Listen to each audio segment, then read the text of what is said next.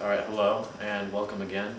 So now before I start this speech off, I'm just going to give you a list of the sources I used to gather all this information.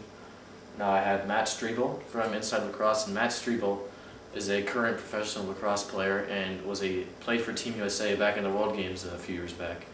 I had multiple authors from String King Lacrosse, and String King Lacrosse is a company that their overall mission is to provide lacrosse players with the best pockets in lacrosse. That is their mission, and there's a lot of highly accredited players that use their stringing. And then I had multiple authors from Stick Doctor Lacrosse who also specialize in creating the best pockets in lacrosse for players. And so, do you enjoy watching lacrosse? If yes, then this message pertains to you.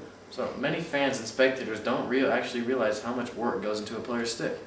You see, players are always having to constantly balance and maintain their ever-changing stick, because they are ever-changing.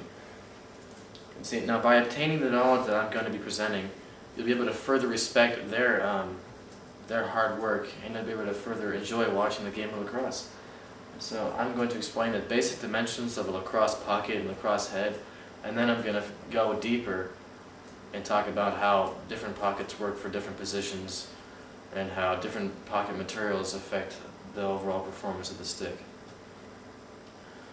So, to show you, many modern day heads have what is called an offset sidewall or a bend sidewall, and that is right here, as you can see.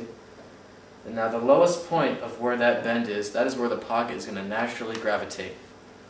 So you can see this one is higher up, so that it would be a higher pocket. And many different companies, they make different heads, and they'll have the lowest part of the sidewall in different positions, different places. So you can buy a head based on where you want the pocket to be. So now I'll give you some of the basic terminology of lacrosse pocket. So the first one is a channel, and the channel is the natural throwing path of the ball out of the stick, and you can see the channel right here. That is where the ball would naturally throw out of the stick. And then there's the hold of the pocket, and that is just explains how well the pocket actually grips and holds the ball, so the ball is not flying everywhere when you're cradling it. And then there's depth, and that is actually how deep the pocket actually is. And depth is actually a tricky thing to maintain, because too much depth in a pocket is illegal, and too less is pretty much worthless. So, and also depth affects the channel and the hold of the pocket. So depth, you got to get it just right. And the most important thing to when constructing a pocket is balance. Balance is the key. So now that I've shown you some of the basic terminology of a lacrosse pocket, so I'm going to give you some more advanced stuff, like how this affects different positions in the game. So there's three types of pockets. There's a low pocket, there's a mid pocket, and there's a high pocket. So the low pocket sits in the lower part of the stick, as you would imagine. And these pockets are good for one-handed cradling, since the ball will naturally want to sit in the bottom of the stick. However, these pockets are quite poor when it comes to scooping ground balls, which is a very important part of the game, no doubt. There's also mid pockets. These are good. This is a good pocket for an overall positions, because they're very balanced in terms of cradling, passing, shooting. They're just very overbalanced. They're very balanced. They're good for beginners and new players in any overall position. And then there's a high pocket, and high pockets are exceptional in terms of ground balls. So these are great pockets for experienced defensemen who are comfortable with their stick, because defensemen have a very high responsibility of scooping up ground balls, which is definitely a very important part of the game, if not the most important. So there's also different pocket materials that affect the playing of the game.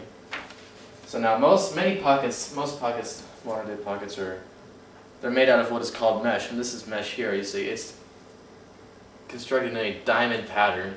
This is 10 diamond mesh. They come in 6, 7, 8, 9, 10 diamond mesh. And this is actually a more modern day thing to make up for the old kind of stringing pocket, which is called traditional, which you'll see here. And traditional pocket is strung using 4 leathers that run vertically down and is strung with nylon.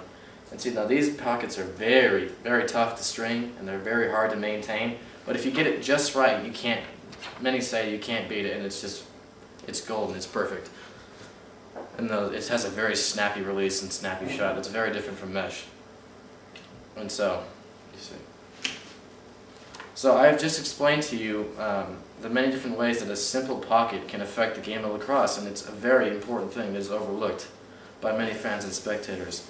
And although none of you in the audience, I'm aware, play lacrosse for a team, you can still use this knowledge that I've given you. If you're throwing around in the backyard anytime, if you want to string a stick, you can use this knowledge to string the stick that you want.